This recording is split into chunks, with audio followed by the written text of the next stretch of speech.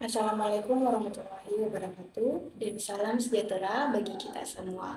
Perkenalkan, saya Rusmiati binti Salawi dengan NIM C0123-091. Saya ini adalah salah satu mahasiswa Universitas Sulawesi Barat, Fakultas Ekonomi, Program Studi Manajemen.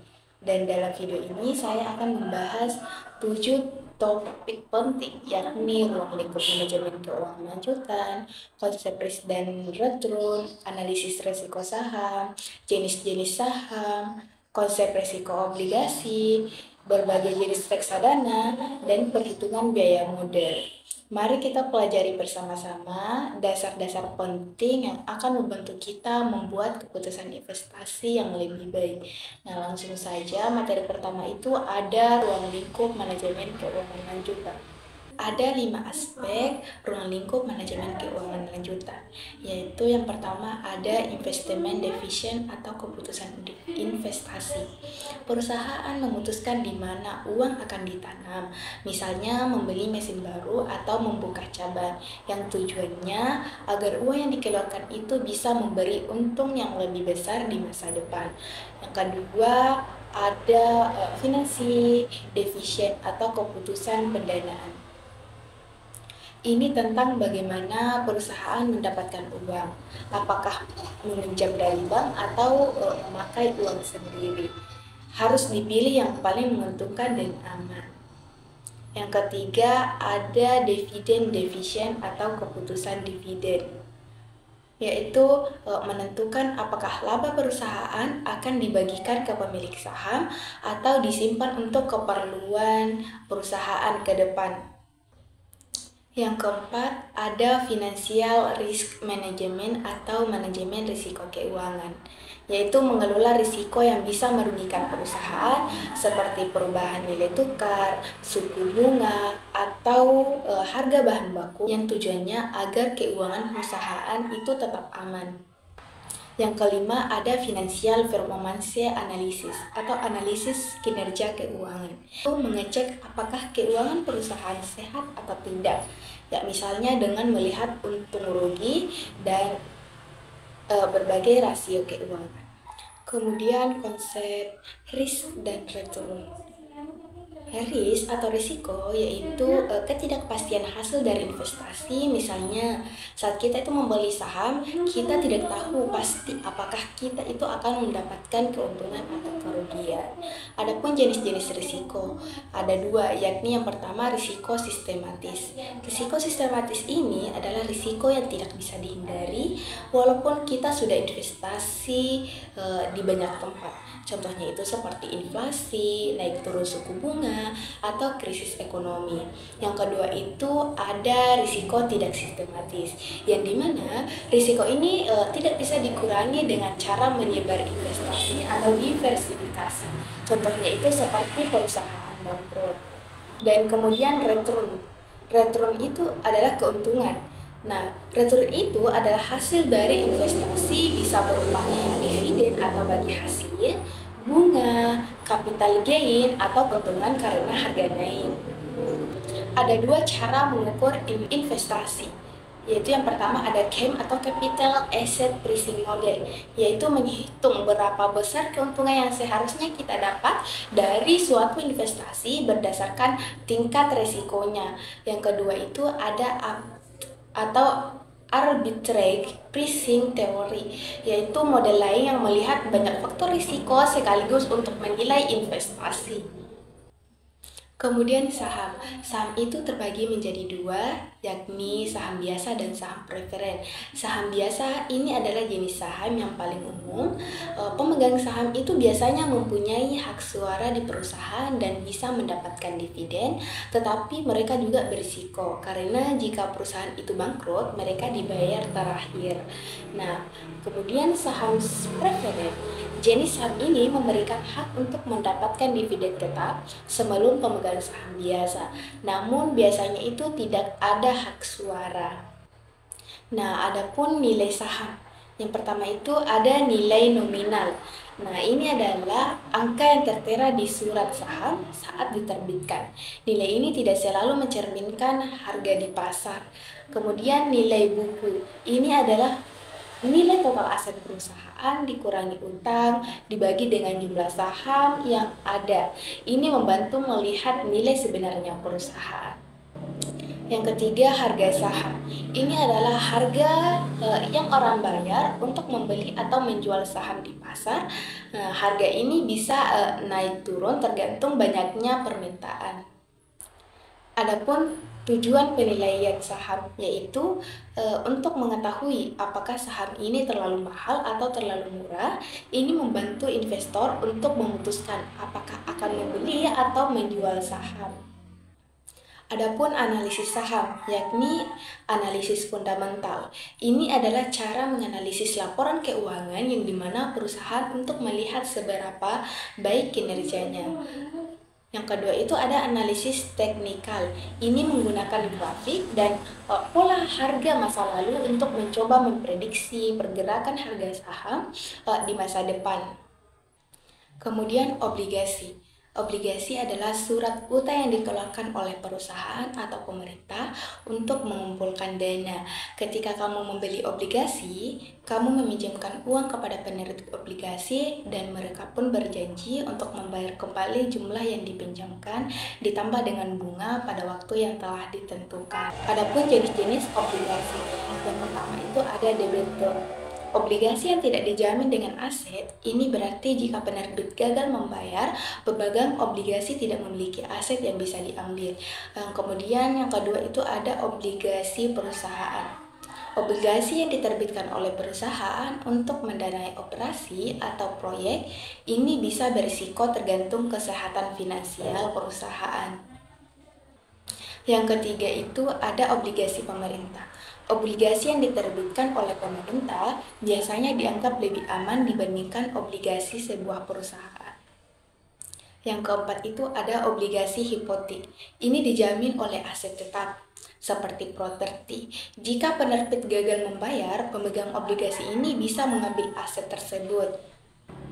Yang kelima itu ada obligasi berbeda seri. Nah, obligasi yang diterbitkan dalam berbagai jenis atau seri dengan kondisi yang berbeda. Return atau hasil investasi. Hasil investasi ini mencakup dividen, bunga, atau keuntungan modal atau biasa disebut dengan capital gain yang kamu dapatkan dari obligasi. Biasanya obligasi memberikan bunga tetap secara berkala. Adapun model penilaian obligasi. Yang pertama itu metode nilai sekarang atau present value. Ini adalah cara untuk menghitung nilai sekarang dari pembayaran masa depan yang akan diterima dari obligasi. Yang kedua itu ada metode singkat. Metode ini bisa digunakan untuk penilaian cepat tanpa perhitungan yang rumit. Kemudian reksadana, ini adalah sarana investasi yang mengumpulkan dana dari banyak investor dan dikelola oleh manajer investasi. Uang yang terkumpul diinvestasikan dalam berbagai aset seperti saham, obligasi, atau pasar uang. Adapun jenis-jenis reksadana, yang pertama itu ada reksadana pasar uang. Investasi dalam instrumen keuangan jangka pendek seperti deposito dan surat berharga. Cocok untuk yang mencari risiko rendah dan likuiditas tinggi. Yang kedua itu ada reksadana pendapatan tetap. Nah, investasi dalam obligasi atau surat utang lainnya memberikan hasil yang lebih stabil dibandingkan saham, tetapi dengan risiko yang lebih tinggi daripada pasar uang. Yang ketiga itu ada reksadana saham. Investasi dalam saham perusahaan memberikan potensi keuntungan yang lebih tinggi, tetapi juga berisiko lebih besar. Kemudian yang keempat itu ada reksadana campuran, yaitu menggabungkan investasi dalam saham dan obligasi. Ini memberikan diversifikasi dan keseimbangan antara risiko dan potensi keuntungan. Adapun proses penilaian reksadana, yaitu model penilaian reksadana NAB atau nilai aktiva bersih. Ini adalah nilai total aset dikurangi total kewajiban dari reksadana atau NAB per unit dihitung untuk mengetahui nilai investasi per unit. Adapun rumus NAB yaitu total aset dikurangi dengan total kewajiban per jumlah unit penyertaan beredar. Pelaporan dan publikasi. Pelaporan, reksadana itu wajib memberikan laporan berkala tentang kinerja investasi dan NAB kepada investor. Kemudian publikasi, informasi tentang NAB per unit dan kinerja reksadana ini biasanya tersedia di situs web manajer investasi atau platform investasi. Kemudian biaya modal. Biaya modal atau cost of capital ini adalah biaya yang dikeluarkan perusahaan untuk memperoleh dana yang digunakan untuk investasi. Biaya ini mencakup bunga, utang, dan hasil yang diharapkan oleh pemegang saham. Kemudian return atau hasil investasi. Return adalah hasil yang diperoleh dari investasi yang bisa berupa dividen, yaitu pembayaran kepada pemegang saham dari laba perusahaan. Yang kedua itu ada bunga. Nah, pembayaran yang diterima dari investasi obligasi. Kemudian ada capital gain, keuntungan dari selisih harga jual yang lebih tinggi dibandingkan dengan harga beli. Adapun biaya modal individual, yang pertama itu ada hutang jangka pendek, yaitu kurang dari 1 tahun. Biaya yang harus dibayar untuk pinjaman jangka pendek. Yang kedua itu ada hutang jangka panjang. Biaya ini terkait dengan hutang yang memiliki jangka waktu lebih dari 1 tahun, seperti obligasi. Yang ketiga itu ada biaya modal saham preferen. Nah, biaya yang dikeluarkan untuk membayar dividen kepada pemegang saham preferen. Yang keempat itu ada biaya modal saham biasa, yaitu biaya terkait dengan dividen yang diharapkan oleh pemegang saham biasa. Adapun pendekatan perhitungan biaya ekuitas. Yang pertama itu ada model diskonto dividen atau biasa disebut dengan DDM. Metode ini yang menghitung biaya modal dengan memperkirakan dividen yang akan diterima di masa depan dan mendiskontokannya ke nilai sekarang. Kemudian yang kedua itu ada capital asset pricing model atau CAPM. Model ini digunakan untuk menghitung biaya modal, mempertimbangkan risiko investasi dibandingkan dengan pasar secara keseluruhan. Hubungan antara komponen. Yang pertama itu risk dan return. Risiko itu berpotensi kehilangan uang dalam investasi, sedangkan return itu hasil yang diharapkan dari investasi. Nah, dasar dari semua keputusan investasi adalah memahami bahwa semakin tinggi risiko, biasanya itu semakin tinggi pula juga potensi return. Investasi itu harus menyeimbangkan antara risiko yang siap mereka ambil dan return yang diharapkan. Yang kedua itu saham dan obligasi.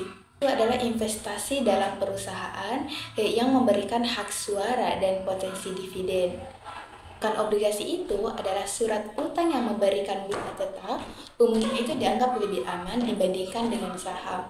Kombinasi keduanya dalam portofolio membantu diversifikasi dan mengurangi risiko. Yaitu ada reksadana. Ini adalah wadah investasi yang mengumpulkan dana dari banyak investasi untuk diinvestasikan dalam berbagai aset. Reksadana ini membantu diversifikasi portofolio dengan cara yang lebih mudah. Kemudian aplikasi dalam keputusan keuangan. Yang pertama itu ada optimalisasi struktur modal, yaitu menentukan kombinasi yang tepat antara utang dan ekuitas untuk mendanai perusahaan. Hal ini penting agar biaya modal itu tetap rendah dan perusahaan itu dapat beroperasi dengan efisien. Yang kedua itu ada memaksimalisasi kinerja perusahaan, yaitu mengelola aset dan modal dengan baik untuk meningkatkan profitabilitas dan nilai perusahaan. Ini mencakup investasi yang cerdas dan pengelolaan biaya yang efektif. Kemudian yang ketiga itu ada pengelolaan risiko, yaitu mengidentifikasi dan mengelola risiko yang bisa mempengaruhi keuangan perusahaan.